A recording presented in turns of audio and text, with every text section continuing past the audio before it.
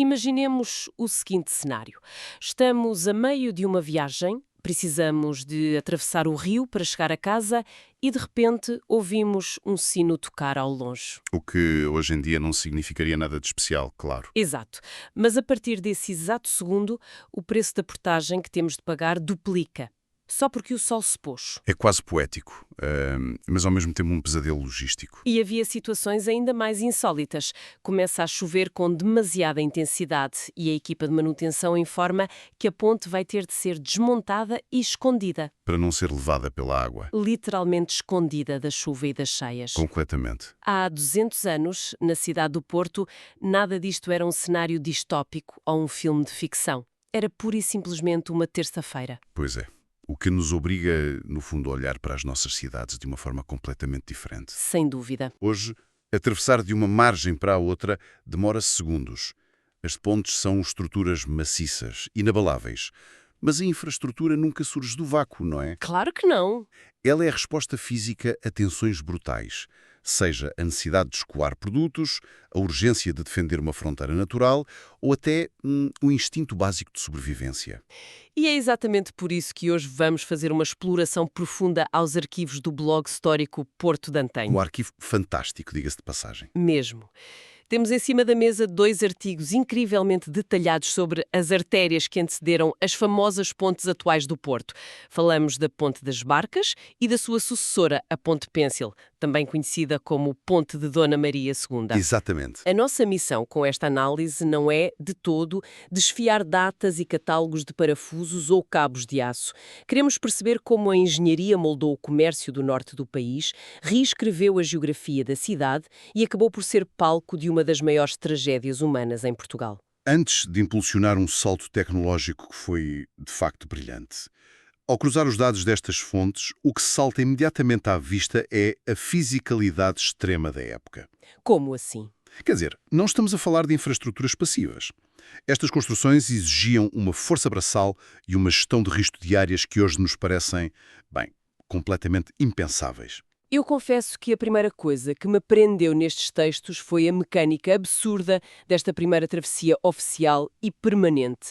Inaugurada a 15 de agosto de 1806, a Ponte das Barcas foi desenhada por Carlos Amarante. Um arquiteto de peso. Exato. E, para dar algum contexto a quem nos ouve, isto é o mesmo homem responsável por obras imponentes em pedra, coisas como o Bom Jesus de Braga ou as Muralhas de Valença, mas aqui, no Douro, o granito deu lugar a um tabuleiro de madeira flutuante. Pois, porque a solução flutuante era a única resposta viável à época para um rio com as características imprevisíveis do Douro. Eram 33 barcas, não é? Isso mesmo. 33 barcas alinhadas lado a lado que cobriam uma extensão de cerca de 1000 palmos.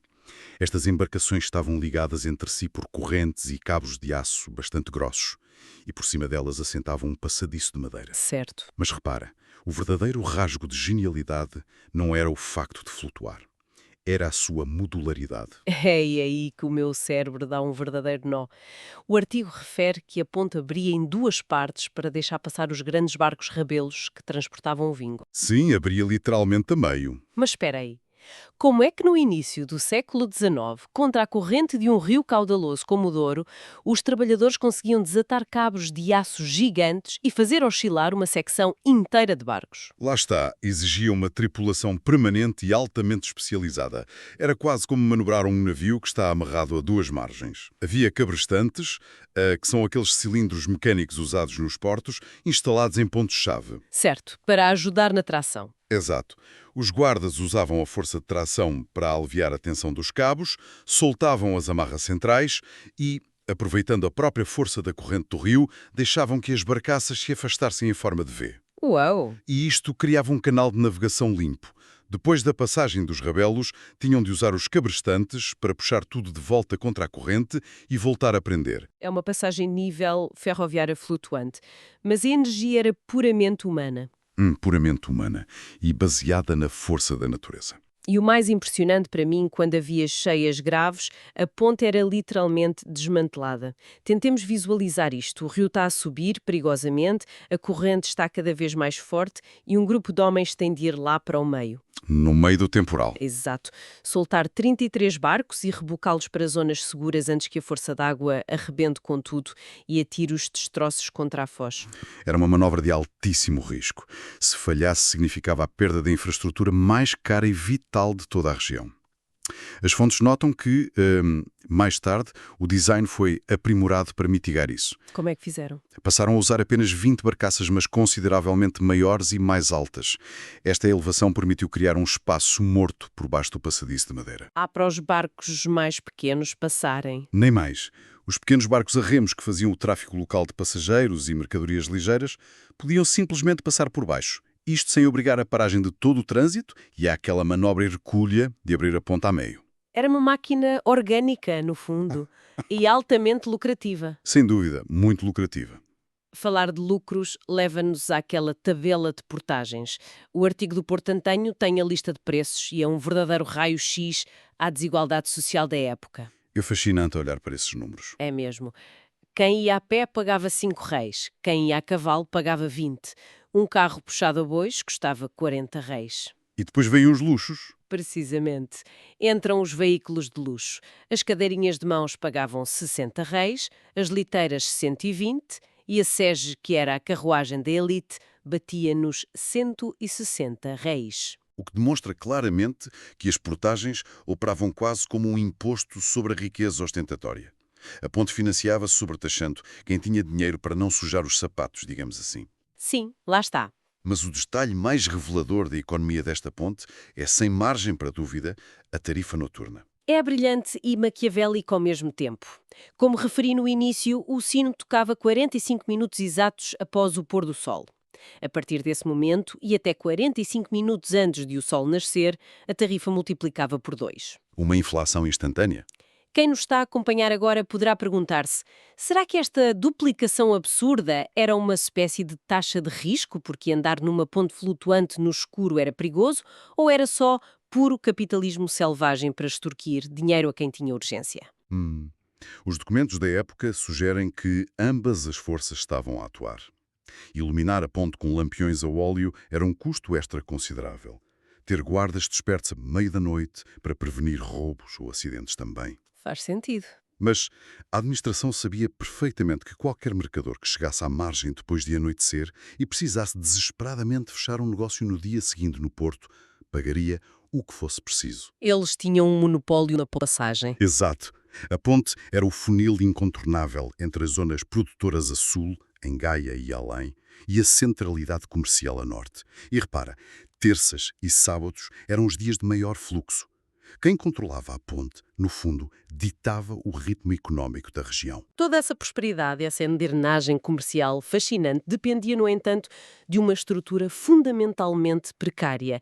E é brutal perceber que, quando a guerra anula o bom senso e o pânico substitui o comércio, a precariedade cobra um preço inimaginável. Totalmente. O dia 29 de março de 1809 é o grande ponto de ruptura dessa fragilidade. Estamos a falar da segunda invasão francesa, correto? Correto. Estamos no auge dessa invasão. As tropas napoleónicas, comandadas pelo temível general Soult, irrompem pela cidade do Porto, a norte. Os relatos falam de um terror absoluto. A população não estava apenas a recuar estrategicamente, estava a fugir em desespero face à reputação de brutalidade imensa dos franceses. E qual era a única saída de escape visível? A ponte das barcas, milhares de pessoas acorrem à ribeira num pânico indescritível e o que acontece a seguir é uma imagem dantesca que, sinceramente, custa a processar. É secador. A ponte, que foi desenhada para um trânsito ordenado e portagens meticulosas, é esmagada por uma maré humana incontrolável. Ela cede. As estimativas das fontes flutuam, de forma arrepiante, entre os 4.000 a 10.000 mortos num só dia. E convém referir que não se tratou apenas de cair à água e tentar nadar. Estamos a falar de centenas de pessoas presas debaixo de pesados pedaços de madeira afundados, cavalos e gado em pânico a escoiciar, carroças entrelaçadas. Tudo isso na corrente do rio. Tudo isso atirado contra a força brutal da corrente do Douro, enquanto as tropas de Sulta avançavam nas margens. A cidade não só perdeu uma fatia gigante da sua população nessa tarde, como sofreu depois um saque brutal de 3 dias. Isto até os franceses serem finalmente expulsos cerca de um mês e meio mais tarde. É um peso histórico enorme, mas há um debate histórico nas fontes que, confesso, me deixou completamente petrificada. As duas teorias sobre o colapso. Exatamente. Existem duas teorias para o colapso físico da ponte naquele dia. A primeira faz todo o sentido físico e logístico. O peso desmedido de milhares de pessoas concentradas ao mesmo tempo em cima de pranchas de madeira fez ceder as ligações de aço, a ponte desarticulou-se naturalmente e os barcos viraram. É a teoria da falha estrutural pelo pânico. Certo. Mas a segunda versão? Bem, a segunda versão defende que não foi de todo um acidente estrutural. Defende que foi sabotagem. Sabotagem tática. É uma teoria que sugere que as forças defensivas, ou até populares, do lado de Gaia, apercebendo-se de que os franceses estavam quase a alcançar a margem sul, decidiram abrir a ponte propositadamente. Usando aquele tal mecanismo mecânico.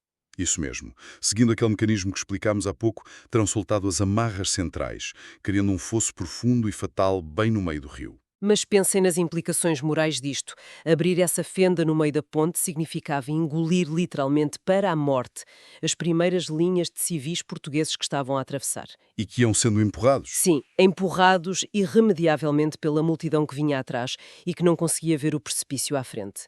É o clássico dilema do comboio, o trolley problem, mas transportado para a realidade a uma escala que sacrifica milhares de concidadãos para tentar atrasar o inimigo. É um cenário aterrador, de facto. Como é que uma cidade sobrevive a um trauma e uma incerteza moral com este peso? A análise histórica sugere que a cidade pura e simplesmente não teve tempo ou energia para litígios sobre a causalidade exata. A prioridade era outra. Sobreviver. Exato. Quando os franceses saem, o Porto depara-se com uma realidade aterradora. A crise militar transformara-se numa questão de dias, numa crise sanitária e num profundo trauma espiritual coletivo. Havia milhares de corpos a ser devolvidos pelas margens. E a resposta urbana não passou por procurar um culpado tático, então? Não. Passou por criar uma verdadeira geografia do luto. O que me leva a um detalhe do artigo sobre a igreja de São José das Taipas. Eu confesso que tive de ler essa parte 2 vezes para ter a certeza que estava a perceber. É um detalhe muito peculiar. A construção desta igreja tinha começado calmamente em 1795. Mas, em 1822, o bispo decide consagrar o edifício. Só que o edifício fisicamente não estava lá. Ele consagra apenas o solo, a terra batida. É incrível, porque a urgência da morte dita as regras da construção civil. Lá está.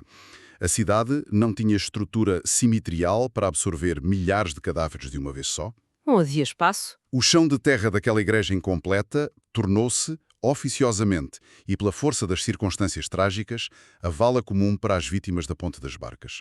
Foi preciso consagrar a terra à pressa para dar um mínimo de dignidade espiritual e sanitário à tragédia. É a arquitetura na sua forma mais crua e literal, impulsionada pela morte coletiva. E o artigo revela ainda uma particularidade muito comovente no interior dessa igreja: os chamados taburnos. Sim, aquelas sepulturas antigas. Que são aqueles alçapões que vemos no chão das igrejas, sim. Habitualmente albergavam restos mortais das famílias ilustres da cidade, como era o privilégio máximo na época. Mas ali não. Ali não. Estão reservados apenas e só para os ossos anónimos daquela multidão trágica. A morte foi o grande equalizador daquela sociedade. E essa onda de memorialização estendeu-se até ao local da própria ponte. É aí que nascem as famosas alminhas da ponte. Na zona da Ribeira. Exatamente. Aquilo que começou como um frágil quadro a óleo colado na marginal da Ribeira tornou-se de imediato um centro nevrálgico de romaria popular. As pessoas iam lá chorar os seus mortos, rezar e deixar os seus donativos. E essa imagem sobreviveu? A imagem original degradou-se rapidamente com a umidade do rio e acabou por ser substituída, quase um século depois, em 1897, pelo icónico baixo relevo em bronze de Teixeira Lopes. É curioso porque quem passeia hoje pela Ribeira, às vezes com um gelado na mão a aproveitar o sol, olha para aquele painel embutido na parede e muitas vezes nem imagina a carga daquele local. É quase invisível aos olhos do turismo desatento. É verdade, passa muito despercebido. Em 2009, colocaram a escultura abstrata do Souto Moura em ambas as margens, evocando a tragédia, o que ajudou um pouco. Mas o que achei mais fascinante nas fontes antigas foi perceber como toda esta dor genuína foi aos poucos engolida por uma burocracia institucional. E económica. Sim, sobretudo económica. É um fenómeno sociológico quase inevitável. O luto coletivo, quando prolongado no tempo, torna-se uma instituição. A Confraria das Almas de São José das Taipas chamou a si a gestão daquele memorial, comprometendo-se a manter 2 velas perpetualmente acesas pelas vítimas. O que parece um gesto bonito. Parece, mas esse simples ato visual atraía um volume estrondoso de esmolas diárias. E onde há muito dinheiro a entrar, há disputas inevitáveis, não é? Pois claro, o texto detalha litígios furiosos entre a Confraria das Taipas e a Capela das Almas na Rua de Santa Catarina sobre quem tinha jurisdição sobre aqueles donativos tão generosos. Uma guerra santa pelos fundos. Praticamente. Ao longo das décadas, o Fundo das Vítimas rodou por várias mãos de poder, chegando até a ser administrado pelo Opus Dei antes de assentar nos dias de hoje, na paróquia de São Nicolau. Ou seja, a dor transformara-se rapidamente num ativo financeiro contínuo. Mas claro, a devoção consolava a alma, mas não fazia o vinho cruzar o rio para ser exportado. A economia de Gaia e do Porto precisava de continuar a bombar. E o trauma de 1809 ensinou aos burgueses que ficar dependente de barcaças oscilantes de madeira que afundam era o equivalente logístico a jogar roleta russa. Um risco inaceitável para a revolução comercial que se aproximava. Com a entrada em força da Revolução Industrial, o Porto decidiu que era a altura de domar o Douro com aço a sério. E chegamos assim ao nascimento da Ponte Pêncil. Oficialmente batizada como Ponte Dona Maria II. A sua odisseia de construção arranca em 1841. E repara, o modelo de negócio já era muito familiar aos nossos ouvidos modernos. Parcerias público-privadas. Exatamente. O Estado entregou a concessão à empresa francesa Claranges, Lucotte e Companhia. O acordo era simples. Os franceses pagavam a construção pesada inicial e, em troca, ficavam com a receita das portagens até 1876, revertendo só depois a ponte para o país. Parece tudo muito direto, até os engenheiros baterem de frente com o obstáculo mais insuperável de qualquer obra pública, seja no século XIX ou no século XXI. A vizinhança. A eterna vizinhança. O projeto original pretendia que a ponte fosse uma continuação natural da Rua de São João, despejando o trânsito confortavelmente na Praça da Ribeira. Mas os ricos comerciantes da praça disseram nem pensar. Levantou-se ali um fenómeno puro de nimbismo. Not in my backyard. Ou seja, construam onde quiserem, menos à minha porta. Qual era a queixa exata deles? O argumento dos comerciantes era prático, do ponto de vista deles, claro. Para segurar uma ponte suspensa com aquela dimensão, seriam precisos pilares ou tirantes colossais em terra. Os lojistas temiam que essa infraestrutura pesada roubasse espaço aos seus armazéns. E que bloqueasse as carroças de carga e descarga? Precisamente, bloquearam o projeto original com unhas e dentes, recusando a modernidade se ela lhes tapasse as montras. A ironia disto é deliciosa. Os burgueses liberais do Porto atrasaram ativamente a via de transporte que lhes ia triplicar os lucros a longo prazo só para não lidarem com o pó das obras e a perda de um bocado de rua. E a velha história do urbanismo. E, por causa desse protesto formidável, a engenharia teve de recuar. Tiveram de desenhar a ponte muito mais a montante, numa zona onde o leito do rio era mais estreito, o que criou logo outro pesadelo, porque faltava espaço em terra firme. Sim, a margem ali era muito acanhada. Como não podiam montar um estaleiro digno desse nome na estreiteza da Marginal, a solução relatada nas fontes foi deslocalizar o problema para os areais de Miragaia, lá mais à frente em direção à Foz. E aqui a logística leva-se a um nível quase absurdo. Imagine-se terraplanar uma praia inteira num bairro pescatório só para construir o epicentro da revolução industrial da cidade. Instalaram forjas gigantescas a arder na areia, ergueram paliçadas para proteger os materiais da maré. Dá a imagem de estarem a construir um móvel colossal do IKEA no meio da areia da praia. Eles montavam secções enormes do tabuleiro da ponte e forjavam componentes para os cabos, que pesavam toneladas. Um trabalho monumental. E, a seguir, carregavam essas peças maciças em pequenas barcaças e iam a remar pelo Douro acima, contra a corrente até ao ponto final de montagem. Tudo isto para erguer uma ponte cujo vão livre central tinha o impressionantes 170 metros e 74 centímetros de comprimento. Esse estaleiro em Miragaia é, metaforicamente, o ventre da nova era portuense. E, esteticamente, a Ponte Pêncil quis refletir essa vitória estrondosa da razão sobre a natureza. O design não era apenas funcional. De cada lado das margens, elevaram-se obeliscos em granito com 18 metros de altura, que serviam de ancoragem. Eram lindíssimos, segundo os registros. Colocaram belíssimas guardas em madeira de carvalho, dispostas em cruz ao longo de todo o tabuleiro. E, algo revolucionário para o tráfego noturno, lampiões a gás iluminavam as noites sem luar. Construíram até casas elegantes para as guardas e portageiros nas extremidades. A cidade estava a gritar ao mundo que deixara o trauma escuro das pontes flutuantes para trás. Mas as ironias do destino e da geografia temam sempre em estragar as melhores festas. A ponte fica finalmente pronta no início de 1843. O engenheiro encarregado dos testes faz uma prova de carga absolutamente bizarra em janeiro. Bizarra, mas necessária. Claro! Para ter a certeza de que a suspensão aguenta, enchem o tabuleiro com tonéis monstruosos cheios de água.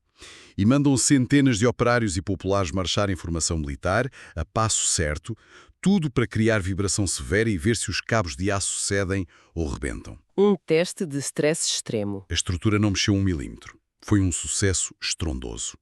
Marcam então a grande inauguração com toda a pompa burocrática possível para fevereiro. Inauguração essa que, segundo as atas e os jornais da época confirmam, nunca chegou a acontecer. Rigorosamente nada de banda de música, foguetes ou discursos compridos. A 17 de fevereiro de 1843, um temporal violento atinge o norte de Portugal. O rio começa a subir a um ritmo alarmante.